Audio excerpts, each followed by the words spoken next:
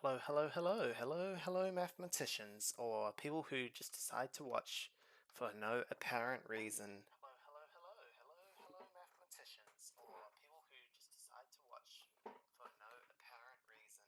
Hello, hello, hello, hello, hello,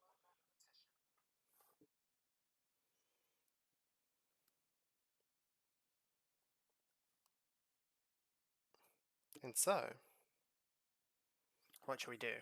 What type of math problem should I do? Decisions.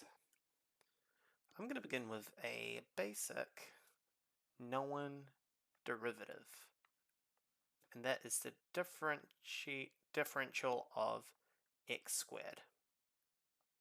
But we're not going to do it the simple way. We're going to do it the hard way. We're going to use first principles. And if you don't know, first principles is using the limit definition. We take the limit as h tends to 0 of f of x plus h. I am getting really used to using this Wacom tablet I've had for years again. I have been using my Surface, but decided to try something different. But we're going to use this definition of a limit of the derivative to show that indeed this is 2x. I've done this several times, but why not do it just one more time for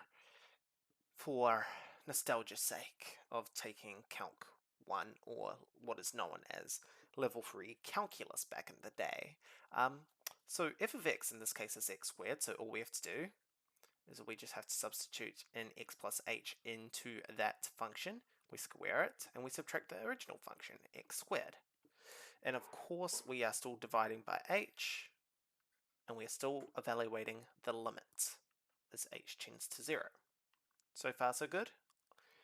I hope that makes sense thus far.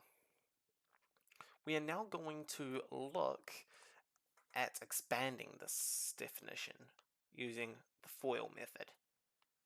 And that is just basic algebraic expansion. So we get x squared plus 2xh to xh minus x squared, plus h squared. Just added an h squared for our expansion, and we are still dividing by h. And as you can see, we have our x squared terms cancelling out right there. Go back to our black color. So this is nothing but the limit as h tends to 0 of 2xh minus h squared over h. Does that make sense thus far? I hope it does. From here on out, you can see that, well, if I take L to be the operator suggesting the limit is h tends to 0, then I can just write this as a shorthand expression. We can factor out a factor of h, and we get 2x minus h. And we're still divided by h, as you can see. We are then going to cancel out a factor of h, and we're still taking the limit, so we get 2x minus h, and we're evaluating it, well, we're approaching h is equal to 0. And in that case, that would have us go to 2x. So that is the definition of finding the derivative of x squared. Does that make sense to you guys? I hope it does.